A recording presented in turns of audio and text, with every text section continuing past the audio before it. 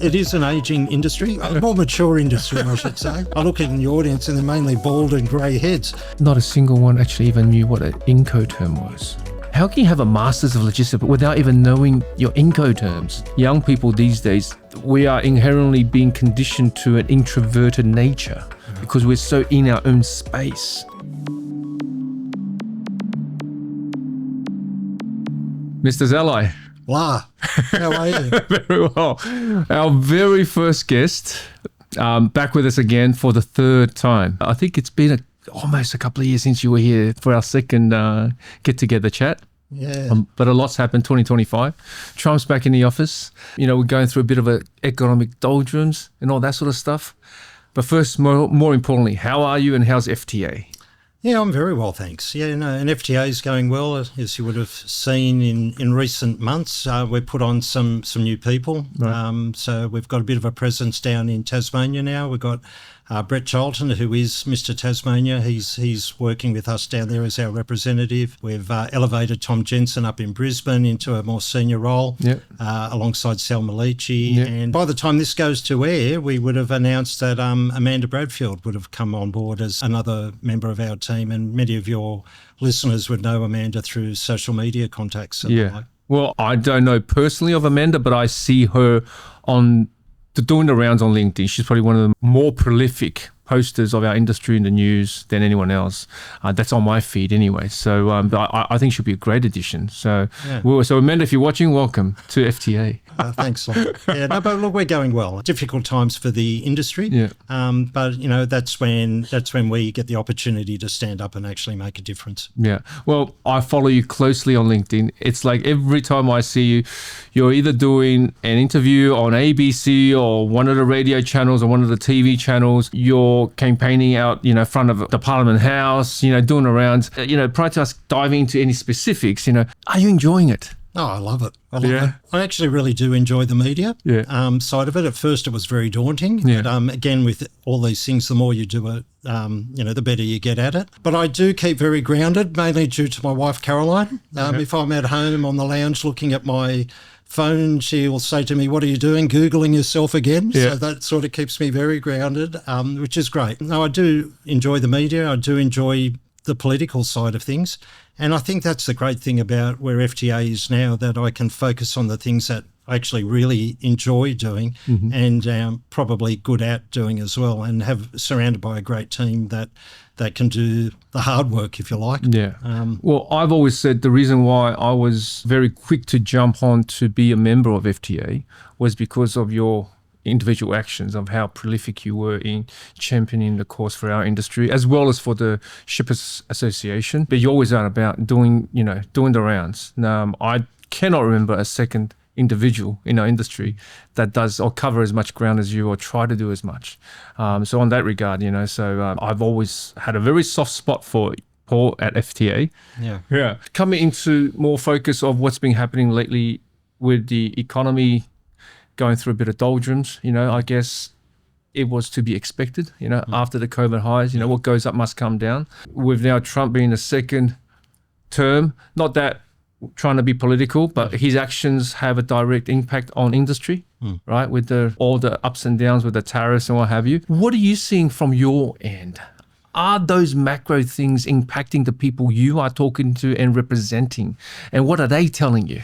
At the moment, it's still confusion. Right. It's really such a difficult time. I think people could plan and could work out their direction going forward, whether you're a manufacturer, whether you're an importer, exporter, service provider. Yeah. It's just really hard when you're working to a moving target. Just the uncertainty is the biggest problem.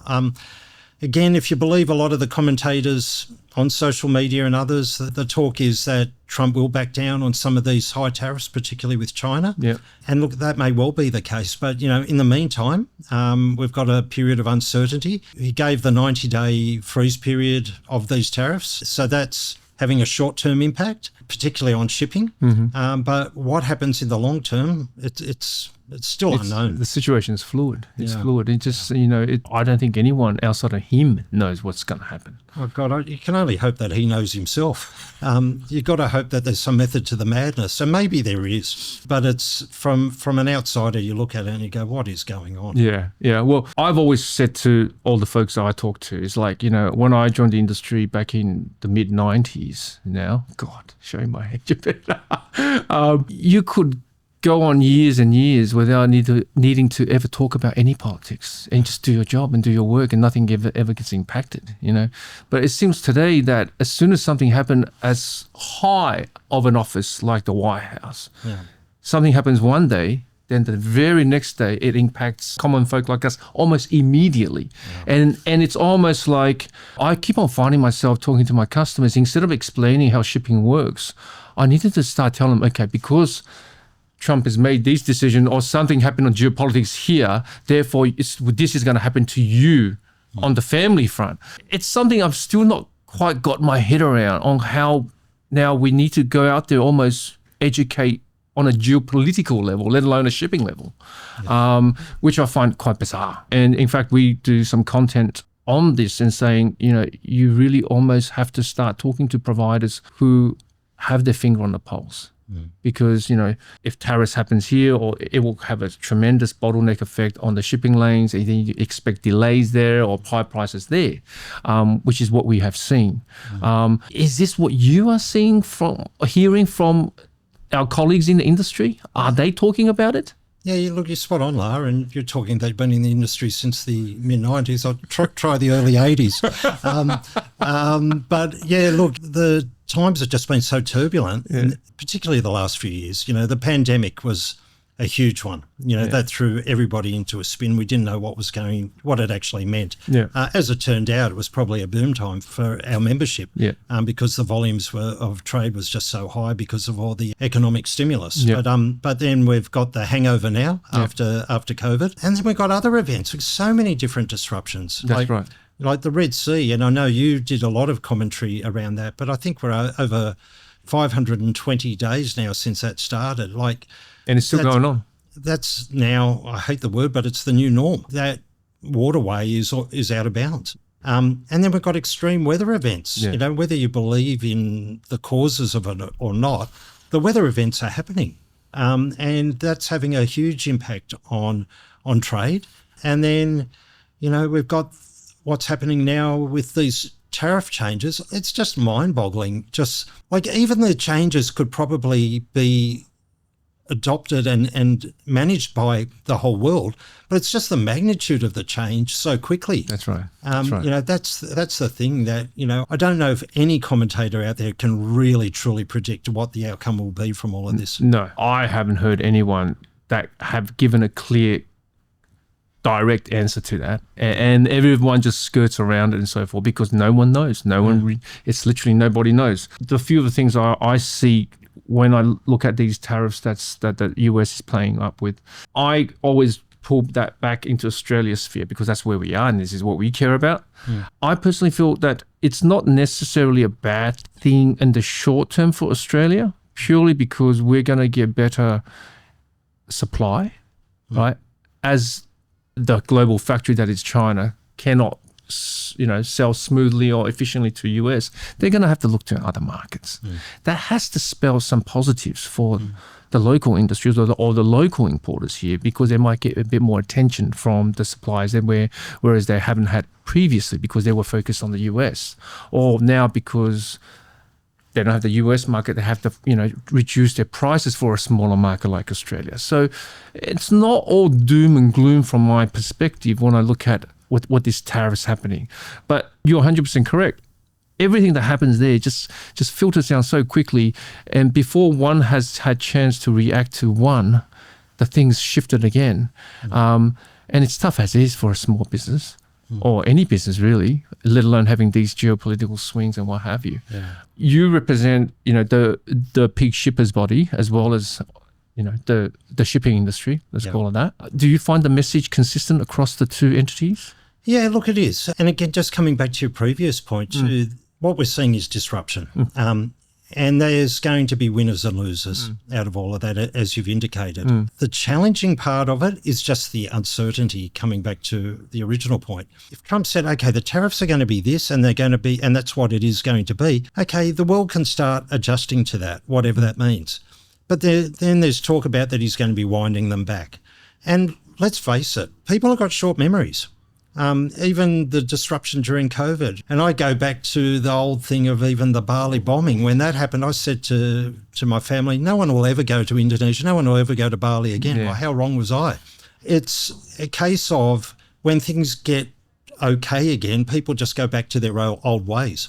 The biggest challenge is just the uncertainty of trying to work to a moving target. Going back to the Australian Peak Shippers Association, again, it's going to affect different exporters in different ways. You know, one of our members is a large volume exporter of wine. And the 10% will definitely hurt them because they're at, I suppose, at the lower end of that market and they're competing now against the US market there, and the 10% will hurt. If the tariffs really come in high for Europe into the US, well, that might be an advantage for some Australian wine exporters because while they still be paying the 10%, they might not be competing as high as European wines. Correct. So again, in the whole space, there's going to be winners and losers. People are clever. The industry is pretty clever. They will adapt and they will find opportunities. But again, it's just trying to work in this time of uncertainty. You touch an interesting point with the wine stuff because I know traditionally with the US market, that 10% that Trump has put on Australia, which is postponed for 90 days, because a lot of the bulk of the wine will be going there is of the cheaper variety, like the yellowtails of the world, right? Because they're selling for $5 at Walmart, wherever it is, right? So that 10% will make a huge difference, and that will essentially significantly impact the volume that's going out. But then comparing to if he imposes the, I think, 60 or 100% on the European wines or whatever, the tariff, you can't keep up. Then Australia only has 10%. If he imposes 10%, then we're going to be significantly better off. Now, and it's a good opportunity for our wine industry to really promote that and use this sort of negative as a positive and spin it and say, well, this is a time for us to showcase the brilliant, that wonderful thing that is Australian wine, which is, I personally love it. Yeah. So you are right. So that's definitely seeing the silver lining in the cloud. And look, that's just one example. Yeah. I think if we examined every sector, you could probably come up with similar scenarios. Yeah. But again, I keep harping on the point, just the uncertainty, and it's hard for anyone to really put in some long-term plans when the rules of trade have been thrown out the window. Yeah. Free trade agreements, they're not worth anything now because the US have just said, we're ignoring it. We're just imposing this. So the world order has largely been thrown out the window when it comes to international trade. Well, but this is where we probably need an international lawyer or commercial lawyer here. Surely there's got to be some sort of law or legal safeguarding that protects these type of agreements, because you're absolutely correct. Because we've had a FTA or free trade agreement with the US for decades now. Yep. Can he just come and just abandon it like this with a foul swoop? Oh, you're right. We probably do need a legal expert in this area. But I think the answer is yes. We're seeing it now. A lot of businesses and a lot of different sectors of industry were gearing up around free trade agreements and what was in place. But yeah, it's like I said, it's almost overnight we've been thrown into chaos and that predictability is gone. Well, some say, like I've cynically suggested on our channel, that our politicians will come and praise that somehow they will turn it into their own political messaging, that even though we have a free trade agreement, we're being imposed this 10% unnecessarily and in fact unjustly, if you might want to put it that way. But they'll spin it as a positive because we've got the lowest amount out of the world. And they have, right? Which I think is a crying shame. So my question here is that where do we stand as a nation? Or do we have any say in all of this? Or do we have any significance or impact on all of this? Oh, look, I think the answer is no. Yeah. And look, I thought their response was measured. Mm-hmm. And again, this isn't meant to be a political statement at all. No. But, they did, as you suggest, say, look, we came out of it as well as anyone with the 10%. They did say it's not an act of a friend. And then they did talk about different measures that they're going to put in place to support industry. Yeah. So I think they were bracing themselves for the news. I don't think it came as a complete shock when it was announced. For the coalition to be saying that if they were in, they would have got a different outcome, I think that's a long bow. Because, yes, when Trump was in last time, they did get some concessions, but things have moved on. No one in the world got any concessions better than 10%. So I think whether it was the great work of the Albanese government or not, we came out of it as good as we could have, but it's still not great. And I really think it's something that we've been putting into the mainstream media as well is, yes, we've got to, like the rest of the world, we've got to talk to Trump and his people to try and get better outcomes. But we need to look at what we can do on our own shores. That's right. And the supply chain costs are crippling here in Australia. What can they do on their own shores to help supply chains and help Australian importers and exporters? So on that point, what are the members talking about? What's high on their mind? We've talked about Trump now. We ticked that box. Yeah. He's gone. Yeah. What are on the tons in the minds of your members? The big thing has been the hobby horse, which I think I've spoken to you about on this program before as well, are the terminal access charges administered by both the stevedores but also the empty container parks. And I think probably in the past we focused more on the stevedores, but the empty container parks have almost overtaken them. Have they caught up, have they? Oh, it's just crazy. We did some calculations on the 2024 calendar year. The charges paid by road and rail operators to stevedores and to empty container parks used as a part of the booking systems cost $2 billion. And that's before those costs pass down the supply chain to the importer and exporter. Yeah. And they're charges that are incontestable. And you know, we look at high supply chain costs, cost of living costs, all the rest of it. I think it would be a really good starting point if we had some form of regulation in this space.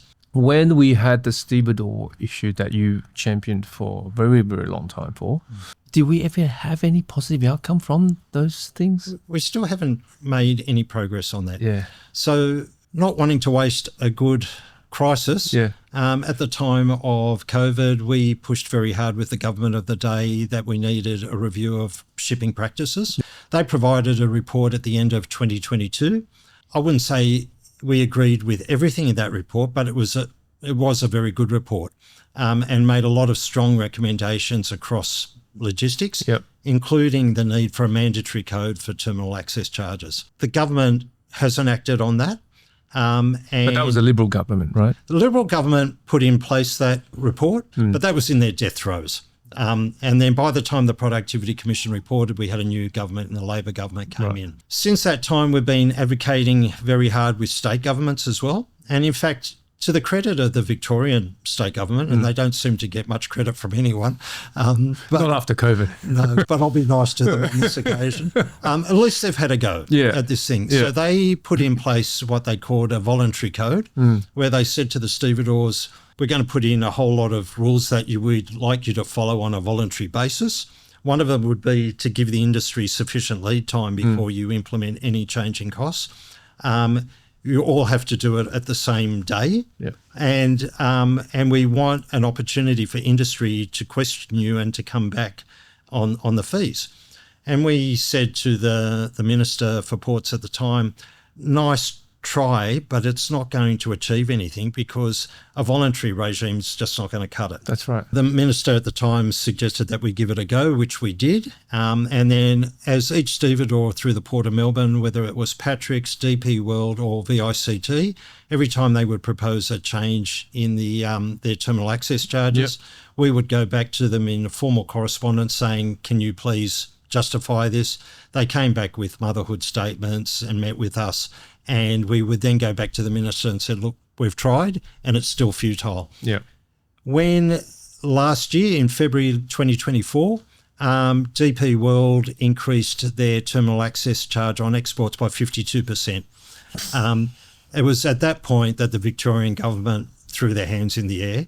And the Minister for Ports down there wrote to the Minister for Infrastructure at the federal level saying, we've tried a voluntary program, it's not working, we need a mandatory code as per the Productivity Commission report. To this day, we still haven't got a response from the federal government on that. I guess the $64,000 question, or whichever the thing is. Is there any political will in this? It doesn't appear to be. It almost seems to be one that's too hard. Yeah. We've been able to get a bit of media over this issue as well, which we thought might help. We've engaged with the Shadow Minister for Infrastructure, Bridget McKenzie, who's been very receptive to us. But again, if there's a change of government, whether they actually take some action, only time will tell. Mm-hmm. I'm quite a big cynic on this front, which I think the government will never want to do anything about it because it's simply too hard. You're absolutely right. So I did see you up for failure there, Paul. Apologies. So segueing from this point, there was recent discussions with the recent blocking of the purchase of DP World of Silq. Now, I did a bit of content on that front as a segment of our weekly news thing that we're trying to launch, where I thought, look, Silq, we know them, they are everywhere, but the market supply is still plentiful. DP World is already here. They already have their terminals and ports. For them to acquire those facilities, my personal viewpoints was it really doesn't gotta make it much of a difference, right? That's my personal views. I understand at the time you had some social media posts saying that you were pretty much for it. I just want to get a bit of understanding, or maybe correct me if I'm wrong, but what's your thinking on it? What's your mindset on this, or your members' mindset on this? Yeah, look, we've got some serious concerns about vertical integration altogether. Right. And we're seeing it with the shipping lines acquiring some freight forwarding businesses, getting involved in transport, all the rest of it. And maybe it's just a reality, that we're going to see more of it. Our concern is stevedoring is a bit different because there's a finite resource there. You can't start up a stevedore operation at Port Botany tomorrow. Even if you had the finances to do it, there's just not another terminal there. That's right. So they're in a privileged position that they've got long-term leases at our key ports around the country. Originally, they were just focused on stevedoring, loading and unloading ships. Now, increasingly, they're getting involved in freight forwarding, in customs clearance, in transport. And I'm still not 100% sure what their motivation is. Are they really looking to make money out of those other services, or is it a way of trying to capture the cargo owner to try and steer the volume through their terminals? Again, only they would be able to explain the actual strategy behind what they're doing. But the impact of it is it will reduce competition. And we've been quite outspoken against the acquisition of Silq, just because I think Silq's the third largest transport operator, and we've argued that will have an adverse effect on competition. Unlike some other industry bodies, they've said that, perhaps that should be allowed with some type of undertakings. Again, like what I talked about earlier with the Victorian government, voluntary undertakings or undertakings in general just don't tend to cut it. So we've been pushing very hard against the acquisition of Silq. If we're successful for it, it doesn't mean DP World will stop their ambitions. They might just have to do it differently. They might have to build their own transport fleet. They might have to buy smaller transport companies and do it the hard way rather than going in and overnight purchasing number 3. They might have to build over time. If that's a part of their strategy to own the customer, they will do it. It just might take a bit longer. I have, I guess, more of a pragmatic and sort of on the, let's just call it a bit more grungy view on this. Yeah. I've been on the front lines of when large companies trying to take over other large companies, right? I've been on both sides, either on the aggressive side and the taking side. Very rarely have I ever seen those structures come together according to the grand plan. Let's call it that way. But with that being said, when this news came across my desk, I looked at it and like, it's really off no one's skins back unless you're one of the larger movers of freight, which you utilize heavily the Silq. Then yes, potentially you may be impacted with DP World. But you hit something that's quite important. DP World right now are mainly known as a Stevedore outfit here in Australia. They've launched their global forwarding services, trying to be a freight forwarder, and we know they have those capacities around other parts of the world. So for me to see them having started the same thing that they've started overseas here, I see that as more of, okay, well, they're just ticking another box off. Right? And I think probably that's about as master plan or master stroke. It stops there.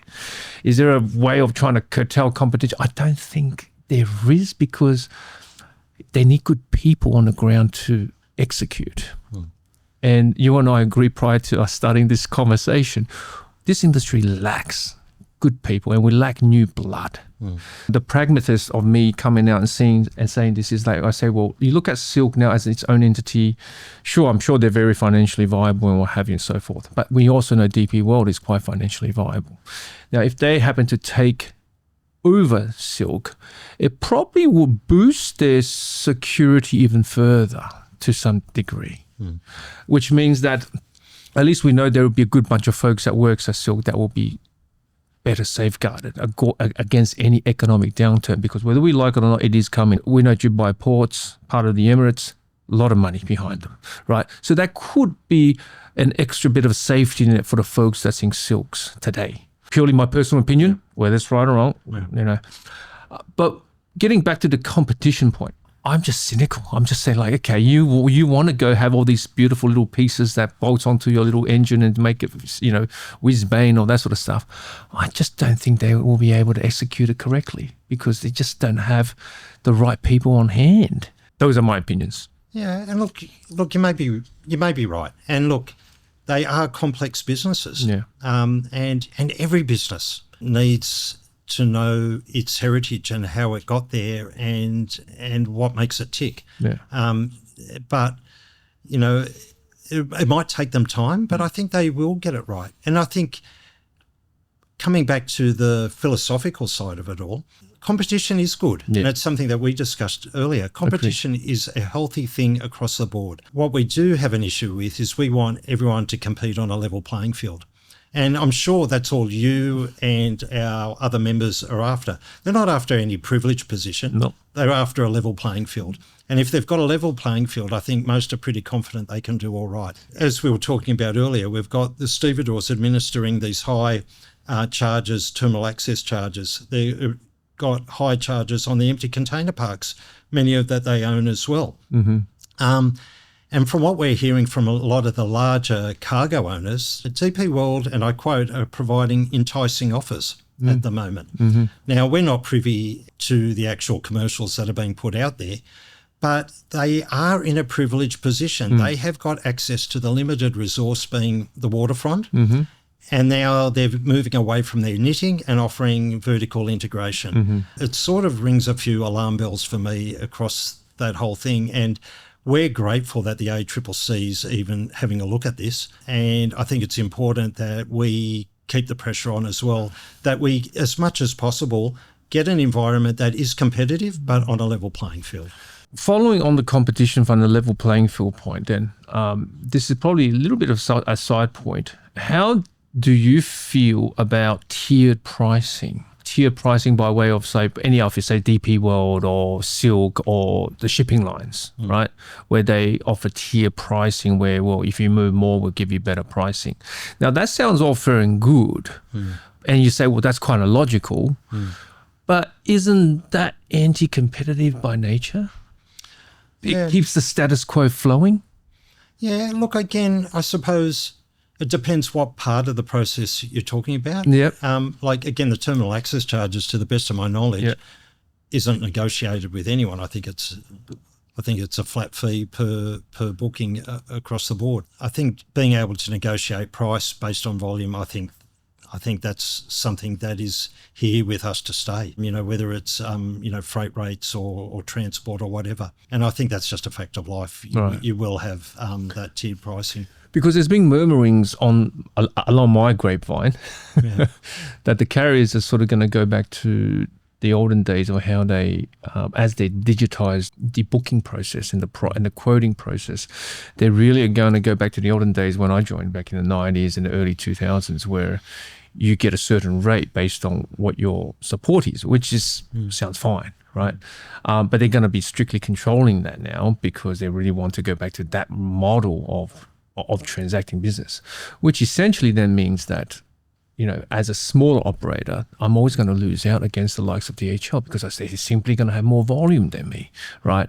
On that front, I'm not quite confident whether they're going to do that successfully from a carrier to forwarder perspective, because I know they've all been trying to cut us out for a very long time, the carriers buying other forwarders and so forth. It does sort of force us to then say, well, we have to go compete on other fronts instead of just on the price front, which is I'm all for that. But when economic times are tough, people care about the numbers, right? Service is important, but that sort of takes a back seat to it. Could I sort of stretch a little bit thin and say, you know what, that's any competitive. I don't want that to happen. Or is that just wishful thinking on my front? Yeah, look, it might be wishful thinking. But maybe, you know, depending on where we go with our competition law, and there has been talks about review and how it affects shipping, there might be a better opportunity for collective bargaining. So, you know, we might set up an FTA wholesale operation then to get better rates. But that all is quite dependent on where the competition law goes. Bulk is always going to, volume is always going to get you a better price. It's always going to win out, yes. So I guess the smaller guys out there, like me and so forth, we're just going to have to get, again, either do better or hope the carriers become greedy and they start dropping the price and go away from this tiered pricing sort of stuff. On the industry front, there's a few things I've highlighted, I think, in the past through my network and with you as well, that our portfolio of brokers, we are dwindling. We are getting thinner and thinner as years go by. That's a reality. I think that's going to be a huge problem in our industry, because eventually, I think that the last count, there's only 1,500 licensed brokers for all of Australia, and quite a few of them in their second half of their adventure that we call life. That's right. The government has to wake up to this.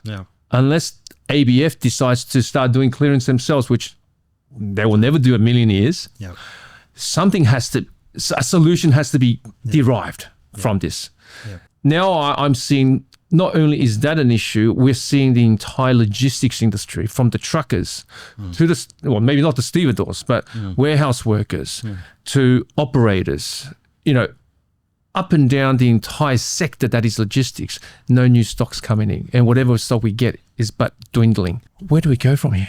It's tough. To come back to your first, or to one point, is how do we get people into our industry altogether? And then from there, how do you get some into customs brokerage and other specialties? It's hard. And it's a competitive market, a labour market out there. And you can see the government throws money at particular sectors at different times to try and entice people in. Like, you know, at the moment, both sides of government are talking about how they're going to increase housing, and that's going to take more workers, and they're going to throw more money at builders, electricians, and all the trades. That straight away eats at our potential market. But all necessary. There's talk about reducing, you know, putting caps now on immigration as well. You know, again, whether that's right or wrong, but that affects a potential market. And then you even see the government themselves, you know, they need people in the armed forces, and they've got beautiful advertisements and they look attractive and potentially more attractive than our sector.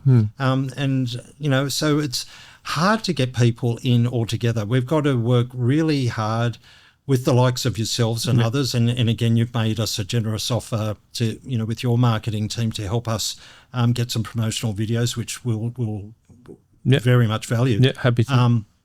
But it's a hard thing. We're pushing the government for some more funding for around apprenticeships. And that's important. There are some good service providers at the moment out there in the industry who provide that facilitation role, and we're looking to support them as well. So a range of strategies are required to make the industry attractive, to get people into it altogether. Once they're in there, then you've got different people are going to have a natural bent towards different things. Not everyone will want to be a customs broker. Not everyone will want to be a cartage operator. Not everyone, but people tend to find their niche and what they're good at within that environment. One of the big stumbling blocks for the customs brokerage is it's quite an onerous process to get there. You've got to do a diploma course of study, and there's a few different providers of that. But then the big thing after that is you have to satisfy a committee that you've got the acquired knowledge. And it's quite daunting to sit across a panel and be quizzed. And, we're talking to a lot of people who are experienced, and the feedback that we're getting is that they're spooked by the process. And they go, no, I'm quite happy just to sit here because I don't really want to go expose myself to a committee. Well, it's confrontational, It is. We all have somewhat changed when we got this phone in our hands now. We've all become a bit more inward and insular. In fact, I would argue that young people these days, we are inherently being conditioned to an introverted nature because we're so in our own space, right? Due to the gadgets that we use. Whereas, I grew up in an era where you're either introvert or extrovert. Most of the boys were extrovert because we're playing on a field somewhere, kicking a ball around. So I think the social conditions are that we are breeding a more insular, more introverted, and I personally have seen, through the young folks that comes through the door, a lot more introverted than I've ever witnessed. So it doesn't surprise me one bit. It can be quite confronting to face a panel of people where public speaking, we know at the best of days, is the biggest fear of anyone, right? Yeah. Well, look, one of the proposals that we've put forward, and we're not married to this concept, it's really just a concept to get the conversation started, is for like a provisional license. So when someone completes the course of study, the diploma in customs brokerage, our view is that should be a ticket to give them a provisional license, which then, like any provisional license, restricts them to a limit to do certain things, whether it's for particular goods, whether it's to a certain value, whether it's whatever the barriers are you want to put it. But it gets people in the door and starts getting them experience. They may be subject to higher levels of audit from customs while they're under the provisional, and they might have less scope for non-compliance. We think that's an important stepping stone rather than going to the full license, that a provisional license be introduced. And then when that person with a provisional license has had enough experience doing different parts of the work, then they can say, now I'm ready to go for my full license. Well, the experience will build the confidence for them to see in front of someone. Well, that's our thoughts. Now, again, coming back to customs are putting more and more regulation on licensed customs brokers, and they have no intent of deregulating the industry. But as you said earlier, if we have no customs brokers left, they may be left with no option but to deregulate. That's right. Because there might be no one there to do the work. And you're spot on with what you were saying with those stats. And I just have to see it at our own events. And with all due respect to our attendees there, I look in the audience and they're mainly bald and grey heads. It is an ageing industry, a more mature industry, I should say. And unfortunately, at the moment, we've got a real shortage of young people coming through there. Like we said, shortage of people coming into the industry altogether. And then of them, we're having difficulty getting those to have an interest in going through the process and being subject to high levels of regulation to become a licensed customs broker. Yeah. But those that do get plenty of rewards for it, and we'd be encouraging any young person listening to this to have a look at it. Well, absolutely. I think we were talking about creating a video for you, which you want to show to school kids and what have you. I think that outreach program has been one of my biggest advocate. Well, I'm the number one advocate for is that we need to be reaching into the school system to do career days, not just university. I'm talking even as early as primary school, just to educate them on, what these things are, sort of hearkening back onto their first episode, like I always said, if it's not talked at the dinner table, it's not going to be remembered, right? And it's always the conversation you had at the dinner table, listening to the parents, what they're saying and so forth, in a good light, that kids may go, oh, I'm interested in this, but potentially you're planting the seeds there. But unfortunately, our industry is probably the last thing that anyone talks about. How nice would it be at a school for your year 11 and 12 students to be able to do an elective of international trade and start understanding what it is? Well, the thing is, they've got these Masters of Logistics courses at universities. we've had quite a few of them as intern here and join us throughout the years, the last 10 years, or, so TGL turned 10 last year. Not a single one actually even knew what an Incoterm was.